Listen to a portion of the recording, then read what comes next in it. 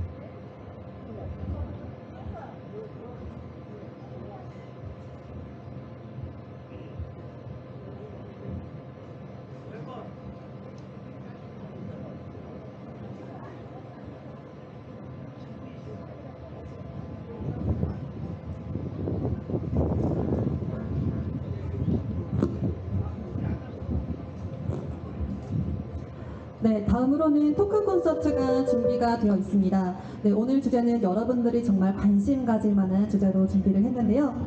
네, 임관표님의 진행에 따라서 주지스님과 한금순, 김형리 박사님께서 패널로 참여해 주시겠습니다. 네, 저희 산사음악회에서 처음으로 진행이 되는 토크 콘서트이니까요. 네, 큰 박수로 맞이해 주시기 바랍니다. 반갑습니다. 제주 불교문화연구소 소장 임관표입니다. 오늘 토크쇼를 진행하게 되었는데요. 제가 정방사 100년사 책을 집필하면서 정방사가 500여 년 정도 된 그러한 옛 사찰이었습니다. 그래서 역사와 전통이 깃들어 있는 그러한 책이 출판대에서 봉정식과 토크쇼 그리고 17회 산사음악회를 준비하게 되었는데요. 특히 100주년을 맞이해서 경전 4종류가 요번에 문화재로 등록이 됐습니다. 여러분 큰 박수 부탁드리겠습니다. 오늘 토크쇼의 주제는 운양 예일선 스님에 대한 이야기를 중점적으로 할 건데요. 오늘 패널로 참여해 주신 분을 소개해 올리겠습니다. 정방사 주지이신 도화 케일 스님 큰 박수로 맞이해 주십시오. 그리고 문학 박사이신 한금순 박사님 큰 박수 맞이해 주십시오. 사회복지를 전공하시고 교육학 박사이신 묘은 김영희 박사님을 소개합니다. 큰 박수 부탁드리겠습니다. 그럼 우선 제가 앉아서 진행을 하도록 하겠습니다. 먼저 해일 주지스님께 질문을 드리겠습니다. 지정문화재 입건과 지정문화재 2건이 등록된 것을 진심으로 축하를 드리겠습니다. 문화재로 등록되는 경전에 대해서 잠깐 이야기를 해주시면 고맙겠습니다. 요번에 자리에서 말씀을 드리는 것이 옳은지 합니다만은 이번에 문화재로 등록하는데 힘써주신 한금순 박사님 감사합니다. 이 한금순 박사는 제주도 문화재위원이면서 이제 우리 정방사 주지로 역임하신 4.3 사건 때 이일선 스님에 대해서 연구를 많이 하셨기 때문에 이 자리에 모셨고, 그리고 불교에 관심이 많이 있습니다. 그리고 옆에 있는 이제 묘은 전법사 박사님도 불교 사회복지에 관심이 많으신 분이라 이 자리에 모셔서 오늘 토크쇼 하는데 함께 하자고 해서 이렇게 이제 모셨습니다. 그리고 아울러 이 여러 부상의 큰 스님들 모셔서, 또 그리고 우리 종단의 여러 큰 스님들 모셔서 앞에서 이렇게 토크쇼를 하게 된 것에 대해서 대단한 감사와 영광스럽게 생각을 합니다. 보통 제가 이 우리 정방사 창건 100년사를 책자를 만들게 된 이유는 저희 무상회 회장으로 계시는 이제 괴태사 큰 스님께서 책을 만들으셨더라고요. 그래서 그걸 보면서 나도 책을 하나 만들어야 되겠다 생각해갖고 내년에 우리 정방사가 100년입니다만은 사실은 작년이 아닌가 생각을 합니다. 왜 그러냐 하면 이건 나중에 말씀드립니까? 네네. 그 경전 이 두 권은요, 조선글 화엄경이라고 하는 이제 경전과 조선글 법망경에 대해서 이번 제주도 지정문화재로 등록이 이제 되었고, 또 그리고 제가 법륜사 주지로 있을 때 저희 스님한테 현수법수라는 책을 두 권을 선사를 받았어요.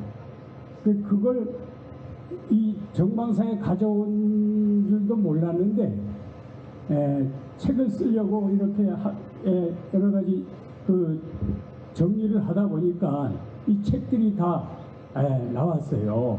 그렇게 해갖고 그 조선글 화엄경은 그 용성 큰 스님께서, 백용성 큰 스님께서 감옥에 있을 때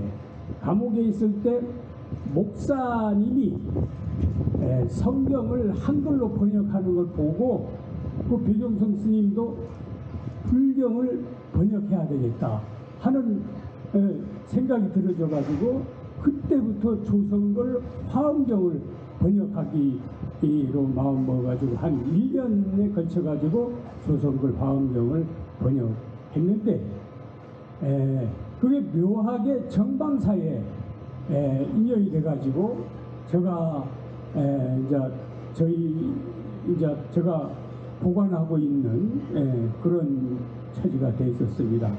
그리고 아울러 그 조선글 법망경도 백용성 스님께서 이렇게 이제 번역을 하신 책이 발견이 돼가지고 요번에 우리 한금순 박사님께서 많이 도움을 줘서 이 제주도 문화재로서 이렇게 등록이 된 것에 대해서 대단히 감사하고, 또 여러 큰 스님들 앞에서 이렇게 보고 하는 것에 대해서 영광스럽게 생각합니다. 네, 큰 박수 부탁드리겠습니다. 제가 발견을 해봤는데요. 조선글 화엄경, 그다음에 각설 법망경, 이 두 권은 백용성 스님이고요. 그다음에 현수 재승법수, 중편 현수법수, 요거는 1500년도하고 1566년도입니다. 그래서 요번에 도 지정문화재와 도 등록문화재로 등록이 되었습니다. 그리고 주지스님께 덧붙여서 내년에 창건 100년을 맞이하는데 특별한 소감이 있으시면 한 말씀 부탁드리겠습니다. 소감이야 많이 있습니다. 제가 정방사에 온 지가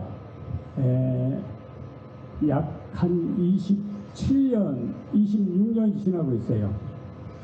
26년을 지나면서 우리 불상을 이제 문화재로 등록시키고 또 그리고 이러한 그 이제 현수복수라든가 조선글 화엄경을 문화재로 시킨 거에 대해서 이제 부처 있게 감사하게 생각하고 또 그리고 정방사 주지로서 아주 보람이었지 않나 하는 생각을 이제 가져보았습니다. 앞으로 할 일은 많이 있습니다. 그리고 재작년까지 제가 오면서부터 어린이 불교 학교를 한 해도 빠짐없이 이렇게 어린이 불교 학교 운영을 해왔습니다. 앞으로도 내년부터 어린이 불교 학교를 계속 이어가야겠다 하는 생각을 가지면서 하고 싶은 이야기는 끝도 없습니다. 그래서 오늘 지금 저 이야기는 이걸로서 마치도록 하고요. 다른 분한테도 질문하십시오. 네네. 한금순 박사님께 가기 전에 특별히 스님은 일본에서 유학을 하셨을 텐데 고인봉 스님으로부터 운양 이일선 스님에 대해서 이야기를 많이 들은 걸로 알고 있습니다. 잠깐 그 이야기를 해주셨으면 고맙겠습니다. 네, 제가 일본에서 잠깐 불교학을 공부하게 되었습니다. 그때 보증인으로 계셨던 스님이 고인봉 스님인데 그 고인봉 스님이 사삼으로 인해 가지고 도피를 했어요. 일본에. 제주도 스님입니다. 제주도 스님인데 사삼으로 해서 이제 도피해 갖고 일본에 가서 조총련 불교 운동을 하고 있더라고요. 조총련 불교 운동 하면서 조총련 불교 연맹 회장직을 맡고 거기서 생활을 하고 있는데 저희 스님께서 70년 초에 한일 불교 대회가 있을 때인데 저희 스님이 가서 고인봉 스님을 만나갖고 이제 한국에 들어와도 된다 하는 이야기를 하면서 민단 쪽으로 이렇게 끌어오게 됐었습니다. 그래서 그 스님하고 매일 제가 차 한잔 하면서 이제 사삼에 대해서도 참 가끔 물어보기도 하고 또 우리가 살아가는데 어떻게 사는 게 올바른 삶이냐 하는 것도 자주 물어보기도 했었습니다. 그때 하셨던 말씀이 여기 사삼 사건 때 여기 주지로 있던 이일선 스님과 같이 불교 혁신운동을 많이 했다는 말을 제가 그때 당시에 많이 들었어요. 그래서 우리 한금순 박사를 만나자마자 이제 이일선 스님에 대해서 이제 이야기해달라고 제가 이야기도 해본 적이 있었습니다. 네, 좋은 말씀 많이 해주신 주지스님께 큰 박수 부탁드리겠습니다. 운양일선 스님께서는 1940년 정방사 주지를 지내셨습니다. 그래서 백양사에서 활동을 하신 스님이신데요. 다음은 한금순 박사님께서 그 운양일선 스님에 대한 연구 자료를 굉장히 많이 갖고 계십니다. 그래서 그 한금순 박사님께 그 운양일선 스님에 대해서 이야기하기 전에 특히 그 일제 강점기 불교계는 그 30분산제라든지 아니면 그 사찰령 조선 총독부의 허가를 받아야만 그 활동을 할 수 있었는데 그 당시 제주 불교계 시대적 상황에 대해서 한 말씀 부탁드리겠습니다. 네, 안녕하십니까. 저는 제주 근대 불교를 위주로 해서 연구를 하고 있습니다. 우리나라가 일제강점기가 시작되는 게 1910년입니다. 그때 이제 한일 병합이 일어나는데 그 다음 해 1911년에 우리나라 불교를 운영하기 위한 사찰령이라고 하는 법률을 이제 만들어 놓게 됩니다. 1911년에 추모하는 묵념을 드리고 나서 승려대회를 시작하는 게 아니었나라고 맥을 짚었고요. 이 제주불교 승려대회는 해방이 되고 나서 처음 말씀드렸다시피 제주도에는 본사 사찰이 없었습니다. 하나도. 그래서 전부 다 육지부 사찰을 본산으로 두는 포교소들만 있었기 때문에 해방이 되자마자 제주도에 있는 모든 사찰, 모든 본사의 사찰들이 다 모여서 제주 교무원이라고 하는 걸 만들어냅니다. 그때 초대 교무원장으로는 기림사 계열의 방동화 스님이 초대 교무원장을 맡은 걸로 되어 있고요. 기림사, 지금의 관음사, 백양사, 위봉사, 화엄사, 여기 포교소들이 전부 다 모여서 제주 교무원을 만들어냅니다. 근데 이일선 스님의 행적에서 앞에서 말씀드렸던 것처럼 일제강점기 스님들은 그냥 사찰에서의 활동만 하셨던 게 아니고 사회활동을 많이 하셨습니다. 그래서 해방이 되자마자 제주도에서 3.1절 기념대회를 합니다. 1947년에 전국적으로 3.1절 기념대회가 이루어지는데 그때 제주도에서도 3.1절 기념대회를 하게 됩니다. 이 3.1절 기념대회를 제주도의 민전이라고 줄여서 말하는 민주주의 민족전선이라고 하는 단체에서 주도하게 되는데 일선 스님이 여기에 참여를 하시게 됩니다. 그리고 민전의 의장단 3명 중에 한 분으로 들어가셔서 이 3.1절 기념대회를 준비를 하십니다. 이 3.1절 기념대회가 제주 북국민학교에서 열렸는데 여기에서 나오던 제주도민들이 경찰에 의해서 사상을 당하게 되면서 4.3 사건이 일어나게 되죠. 그래서 이 지금 일선 스님이 4.3 사건하고 아주 밀접하게 연관이 되어 있습니다. 이제 그 후에 제자분들의 증언에 의하면 제자 중에 헌병이 있었다고 합니다. 아까 말씀드린 것처럼 스님들이 속가에 직업도 갖고 계셨던 시기입니다. 그래서 스님 그 상좌 중에 헌병을 하는 김우송이라고 하는 스님이 계셨었는데 그 스님의 보호로 그나마 4.3 사건이 일어나고 나서도 돌아가시지 않고 쭉 살고 계시다가 1950년 예비검속이라고 해서 아실 분은 아시겠지만 그동안 잡히진 않았는데 이제 한국전쟁이 일어나고 나서 뭔가 이제 자기네하고 뜻이 다를 것 같다라고 하는 사람들을 검속을 하는데 그 예비검속 때 정광사에서 잡혀나가서 산지에 수장당하는 것을 보살님이 증언을 하시기도 하셨습니다. 이렇게 스님은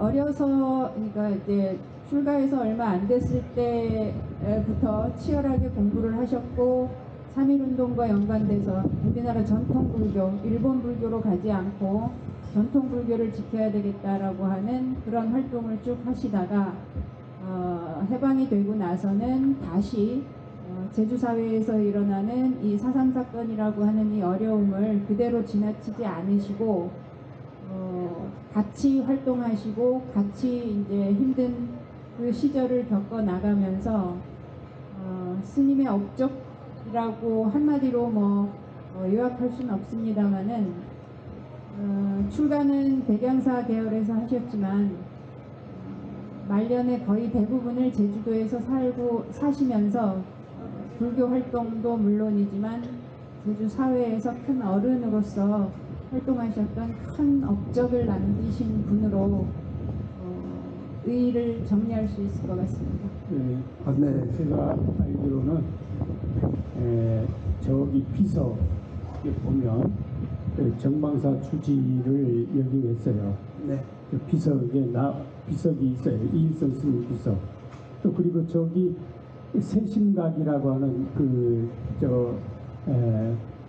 저 표시가 요 밑에 보면은 운양 일선 스님이 이제 돌에 세심정이라고 하는 글을 써놨습니다. 그래서 제가 그걸 보면서 여기 간판을 세심각이라고 여기 이제 마음을 닦는 곳이다 해서 이렇게 이제 했습니다. 네, 운양일선 스님에 대해서 좋은 이야기를 해주신 한금순 박사님께 큰 박수 부탁드리겠습니다. 운양일선 스님께서는 정방사가 1950년도 한국전쟁 당시에는 그 피난처 역할을 했었습니다. 그래서 운양일선 스님께서도 수행을 하시면서 마해명을 새겨 놓으셨고요. 그걸 이번에 제가 발견도 해봤고요. 다음은 불교사회복지의 전공이신 묘은 김영희 교수님께 질문을 드리겠습니다. 현재 한국 불교와 사회복지에 대해서 간략히 좀 말씀을 해주시면 고맙겠습니다. 한국 불교 현재에 대해서 말씀드리기 전에 과연 우리 불교가 일반 대중들에게, 불자들에게 어떤 역할을 예전부터 해왔느냐, 이런 부분을 이렇게 봤을 때는요, 사실 우리나라는 다른 나라와 다르게 나눔의 문화가 깊이 뿌리박도로 있습니다. 그러니까 흔히 사회복지가 뒤처져 있다, 다른 나라에 비해서 뒤처져 있다, 이런 얘기도 많이 합니다만, 그거는 서구 사회의 관점에서 봤을 때 얘기고, 저는 우리나라의 사회복지는 민간 레벨의 풀뿌리 자원봉사, 풀뿌리 사회복자가 아주 다른 어느 나라보다도 아름답게 발달되어 있는 그런 나라다, 이렇게 보고 있습니다. 굉장한 나눔의 문화를 가지고 있어요. 그래서 쉽게 우리 우리 비빔밥이라는 게 사실 거지들이 이 집 저 집에서 동냥해서 얻었던 그 밥을 비벼 먹었던 것이, 삼지박에 비벼 먹었던 것이 우리 비빔밥의 역사 아닙니까? 근데 사실 그것이 우리 세계적인 지금 음식 문화로 자리 잡고 있고, 그리고 우리는 또 옛날부터도 이렇게 석덤, 그래서 그 쌀을 밥을 지을 때 꼭 한 줌씩 옆에 항아리에다 둬서 그걸 섣달 금음날 동네에 어렵게 사는 사람들한테 나눠준다든가, 또 우리가 지금 아주 많이 먹고 있는 빈대떡 같은 경우도요, 그게 사실은 빈자떡이었습니다, 조선시대에. 그래서 조선시대에 어렵게 사는 사람들은 아무튼 도성 근처에만 가면은 굶어 죽지 않고 살 수 있다, 이런 의미에서 이제 우리 빈자떡이라는 유래를 보면은요, 그 도성 안에 그 사대문의 여러 대감들이 서로 이렇게 순번을 정해서 오늘은 어느 대감이 적선을 하고, 오늘은 또 어느 대감이 적선을 하고, 그래서 도성 안에서 자기네 나름대로 순번을 정해서, 그래서 집안에 있는 여러 가지 음식들을 다 꺼내서, 그래서 커다란 소뚜껑에다가 가지고 있는 음식들 이것저것 다 넣어가지고 이만하게 이제 빈자떡을 만듭니다. 그렇게 만들어가지고는 소달구지에 가지고 가서 그 도성 밖에 있는 사람들한테, 자, 오늘은 아무개 대감의 적선이요, 이러면서 그 빈자떡을 나누어 준 것이, 오늘날 빈자라고 하는 말이 조금 거시기 하니까 조금 고급스럽게 빈대떡, 이런 식으로 되고, 아무튼 그렇게 나눔의 미풍양속이 굉장히 우리는 발달돼 있습니다. 그 사회복지 그러면은 빈곤으로부터 시작된 거거든요. 사실 가난하고 없어서 굶어 죽게 된 이 사람들을 어떻게 구해줘야 되느냐라는 빈곤 문제를 해결하기 위해서 시작된 것이 사회복지인데요. 그 사회복지에서 제일 빨리 된 것이 그 영국입니다. 영국의 그 1603년에 엘리자베스 구빈법이라고 하는 그런 이제 그 사회복지, 최초의 사회복지법이 생겨요. 그래서 엘리자베스 여왕이 구빈법을 정하는데요. 그 구빈법을 만들게 된 배경이 서구 사람들이 겉으로는 막 웃고 이렇게 아주 잘 웃고 웃는 얼굴입니다만은 서구 사람들이 굉장히 그 아주 잔혹한 그런 민족들입니다. 그래서 그 사람들 먹는 그 식생활 그걸 봐도요. 우리는 숟가락, 젓가락은 화학이지 않습니까? 이 사람들은 음식을 먹을 때도 나이프 포크예요. 그러니까 포크 그 자체는 삼지창이고 나이프는 칼이고 이 사람들은 육식을 위주로 하기 때문에 그런 무기가 식생활에서도 자기네들의 그 도구가 됐다는 거죠. 근데 아무튼 그런 그 우리가 생각하는 것보다는 영국, 독일, 프랑스, 게르만 민족, 앵글로 섹슨족 이런 그 사람들이 굉장히 그 잔인한 습성을 가지고 있습니다. 그래서 이 사람들은 그 없는 사람들에 대해서 너희가 무능하기 때문에 없이 사는 거다. 그래서 예를 들어 가지고 도둑 이제 너무 배가 고파가지고 빵을 훔쳐 먹었다. 그리고 붙잡혔어요. 너 어느 손으로 빵을 먹었느냐? 너 어느 손으로 빵을 훔쳤어? 응? 이 손이요. 그럼 진짜 이 손 댕강 자르는 거예요. 이 손으로 했습니다. 그럼 이 손 댕강 자르고 그냥 뭐 귀도 자르고 정말 도망가다가 잡히면 그냥 아킬레스건 잘라버리고 아주 잔혹하기 그지없는 이런 부분에서 너무 많은 사람들이 고통을 당하고 희생당하다 보니까 엘리자베스 여왕이 자 이거는 국가가 통치를 잘못해서 이런 것이지 이 사람들 개인들만의 잘못이 아니다. 그래서 어떻게 하면은 이 사람들을 빈곤에서 벗어나게 해서 이 사람들에게 삶의 안정을 찾게 하고 잘 살게 해줄 것이냐 라는 측면에서 최초로 엘리자베스 여왕이 구빈법을 정하게 됩니다. 근데 우리나라 같은 경우는요 그렇게 그 나눔의 문화가 발달돼 있기 때문에 정말 굶어서 죽지 않아도 될 만큼의 그런 나눔의 문화가 발달됐어요. 그래서 제가 사회복지 역사를 이렇게 공부하면서 여러 나라의 특히 서구 사회, 뭐 일본 이런 사회복지의 역사를 공부하면서 제가 정말 감탄한 것이 정말 우리 조상님들 아름다우신 분이다. 정말 우리 조상님들 심성이 곱고 정말 착하고 선한 백이민족이다. 정말 심성이 곱고 아름다우신 분들이다. 그런 문화를 가진 것이 우리 한민족이다. 이런 생각을 제가 그 불교뿐만이 아니고 사회복지를 공부하면서 참 많이 깊이 우리 조상님들에 대해서 감사한 그런 마음을 가졌던 기억이 있습니다. 네, 감사합니다. 그러면 교수님께서 생각하시는 한국 불교가 앞으로 어떤 방향으로 사회복지에 대해서 나아가야 되는지 한 말씀. 우리 한국 불교뿐만이 아니고요. 지금 전 세계적으로 복지가 정말 시대가 이제 달라지고 있습니다. 우리가 4차 산업혁명 시대, 이제 우리가 로봇과 같이 살아야 되는 시대고요. 저출산 고령화 문제는 지구촌에 닥친 새로운 어떠한 문화입니다. 지금까지 우리 지구촌에서 저출산 문제 없었어요.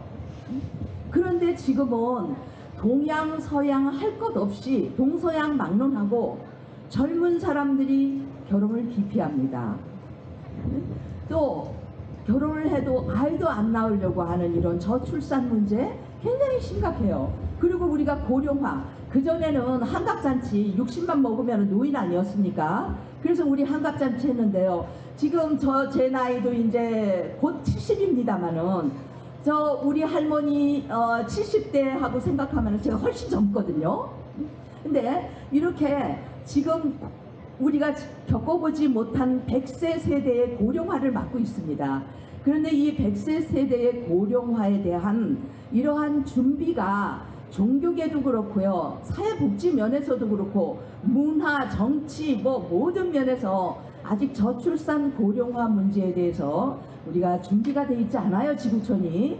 그래서 사실 그거를 지금 모든 머리를 맞대고 지금 고민하고 연구하고 있습니다. 근데 제가 석사 논문을 쓰면서요. 당시에 이제 석사 논문을 일본에서 이제 하고 있었습니다.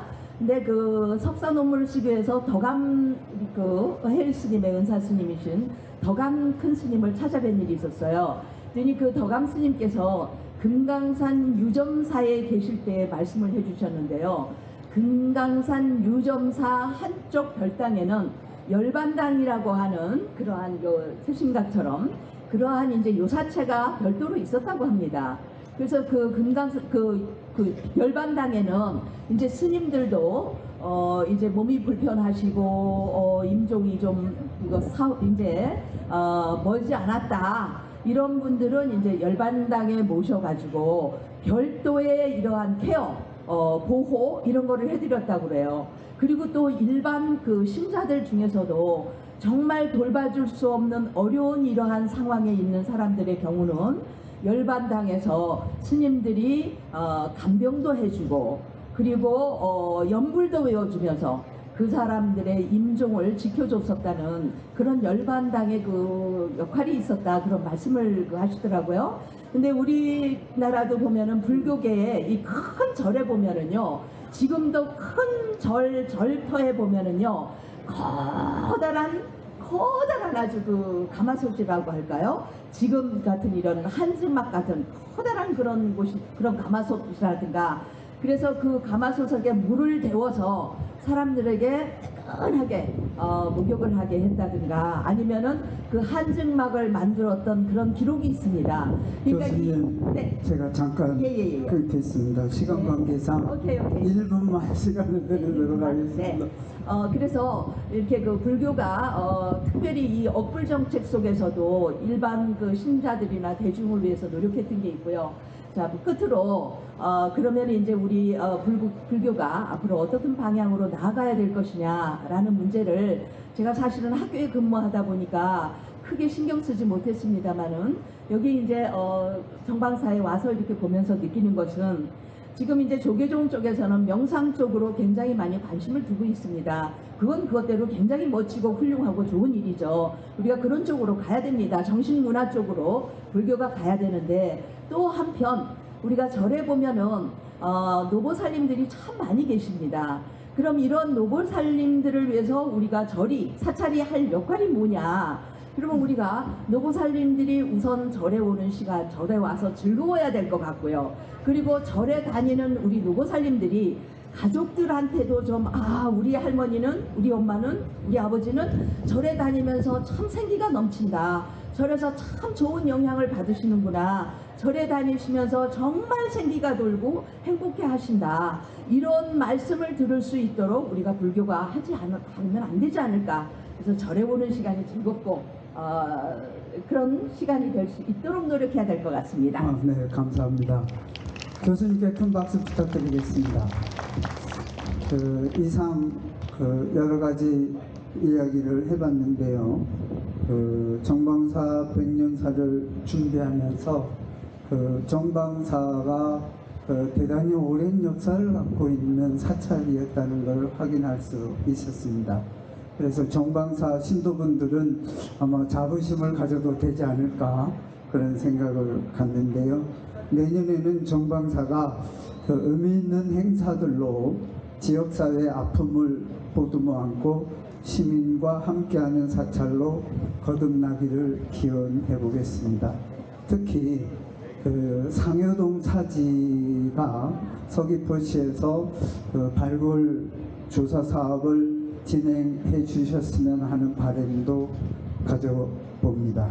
오늘 패널로 참여해 주신 정방사 주지 도학해일 스님, 한금순 박사님, 묘은 김영희 교수님께 여러분 큰 박수 부탁드립니다. 감사합니다. 감사합니다. 이상으로 토크쇼를 마치겠습니다.